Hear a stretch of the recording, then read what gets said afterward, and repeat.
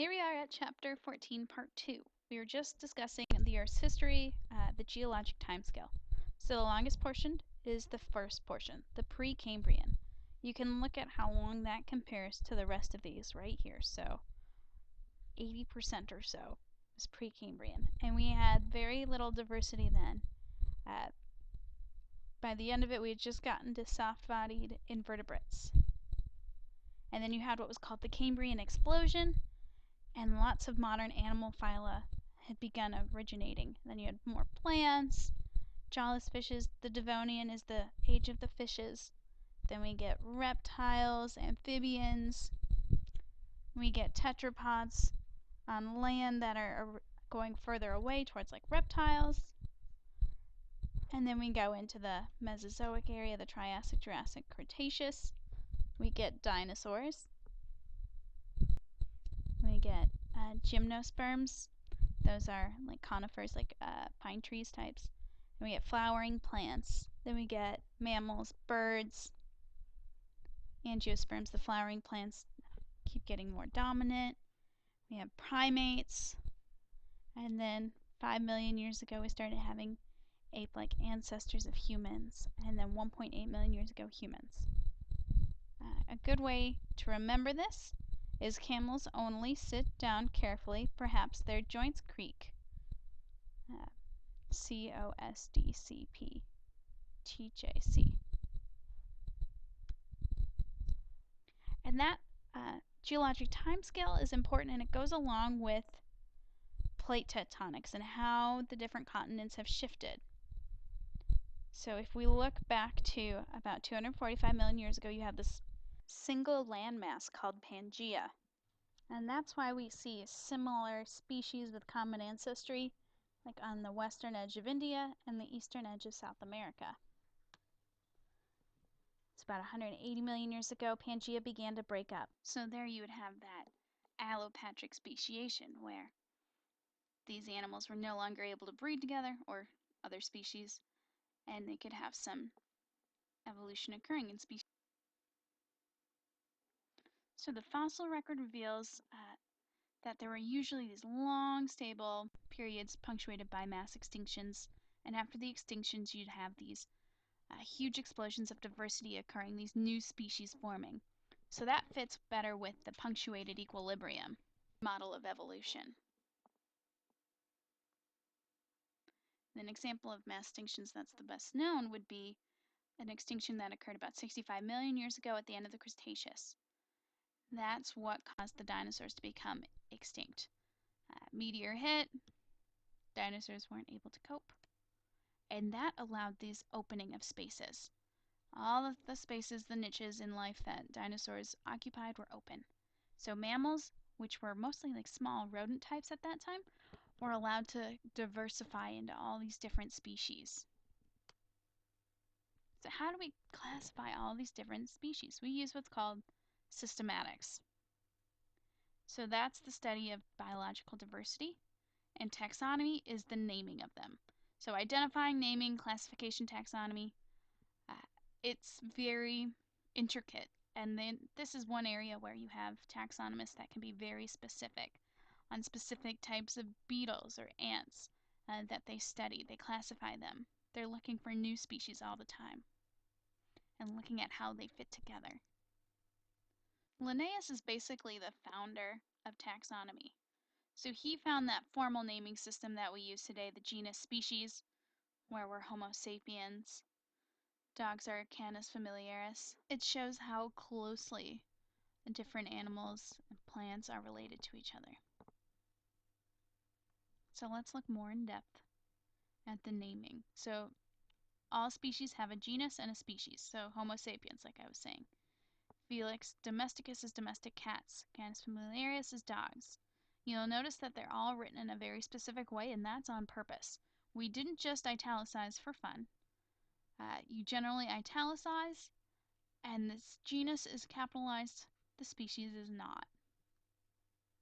If they're not italicized, they're underlined anytime they're written. So let's look at the taxonomic hierarchy. So we're getting more and more specific until we get to the actual species. So here we're in the cat family. We're at the panther. Remember we had the 3 domains of life that we discussed: eukarya, archaea, bacteria. Mammals are eukarya. Their kingdom is Animalia. Phylum Chordata, they're chordates. We'll look at that more later. Their class is Mammalia. Their order is Carnivora. Carnivores, their family is Felidae, cats. Genus is Panthera, species Panthera pardus. So each of those tells us how this species fits in. Like lion would be exactly the same, except the species would be Panthera leo. So we start out broad, and each division down we get more specific. And how can we remember this order? Remember, dear King Philip came over for good sandwiches. So that tells us the order. The domain is the most inclusive.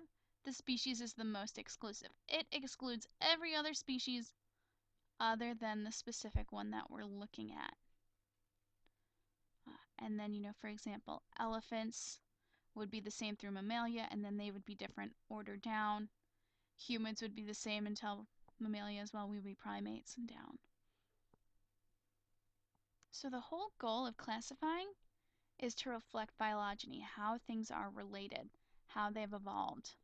So here's a phylogenetic tree of carnivores. And everything in here is related together, but the further you branch down, the closer related the ones that are still together are versus the ones that are separate. So all of these are families of carnivores. We've got, for example, cats, Mustelidae, which is like weasels, and then dogs. So everything in this portion is more related to each other than over here, but they're all more related to each other than anything outside of this area. So by classifying them, we can see how they are similar, how they're related. So one thing that we have to do is we have to look at homologous structures and make sure that they're not just analogous. So homologous structures, remember we looked at those. Those are like the limbs of mammals. They are similar with the same bone structure because they came from a common ancestor. They can be a really good source of information about phylogenetic relationships. But you can also have what's called convergent evolution, where you have analogous structures. Analogous, it's like the same as. But that's not because they're related, but because they're trying to solve the same problem. So they converge upon the same solution. And that's where we have to be careful. So here are analogous structures. Analogy, something is like something else. So flight is definitely something that helps creatures. Obviously, we can't just do it if we want to, but you can have different species that solve the same problem of getting more food, for example, or getting away from predators by becoming better able to jump, leap, fly, glide, and produce wings. So bats' wings, pterodactyl, bird, and moths or butterflies, all those wings are not related. They evolved separately. So that's kind of something that scientists have to be worried about and they have to think about. But something that has helped with that a lot is molecular biology, systematics where you can compare the DNA and amino acid sequences of proteins between organisms. So that can tell us where we see these different mutations. So you can see where you see the different mutations here in all the species. That tells us how recent their most common ancestor was, and how closely they're related. You'll often see cladistic analysis as a way for us to really understand where there were these big leaps of distinctive branches of history. So this is the most common example where we've got these boneless fish, vertebral columns, jaws, forelegs, amniotic sac, and hair. So these are all things that after this point are shared. So everything here has a vertebral column, everything here has jaws, next everything here is four-legged, both have amniotic sacs for their eggs, and then the last one has hair. So you can see how those separate out. And that shows us these big important steps that differentiates the different parts of life.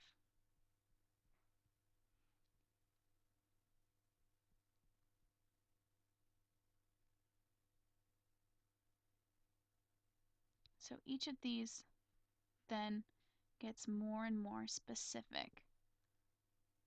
So you can have like in groups where they're grouped together and out groups where they're separate. You can see turtles don't have hair or mammary glands. Duck-billed platypus does, but it doesn't gestate. Kangaroos are short. And then like our mammals, marsupials, mammals are long gestations. So they all share a vertebral column, and then we get more and more specific. So it's changed how we actually classify some organisms. Here you can see we've got a common ancestor with lizards and snakes, more closely related in crocodiles and birds and reptiles. So we're always trying to get a better understanding and a better system. So you can sometimes see that things change, and that can be frustrating, but it means we're doing a better job. So kingdoms, they're a work in progress. We divide life into kingdoms based on their specific characteristics. So remember, we've got 3 domains. It went dear king, so it went domain kingdom. So here we're getting more exclusive. So in the 3 domain system, you've got bacteria, archaea, and eukarya. So I just really want to hit home that the word theory refers to something that has withstood repeated experiments and observations. It hasn't found anything that cancels it out. Everything that's been published is peer-reviewed, and this is a unifying idea of biology. It's universally accepted in the scientific world. Thanks for listening to Chapter 14. Have a great day.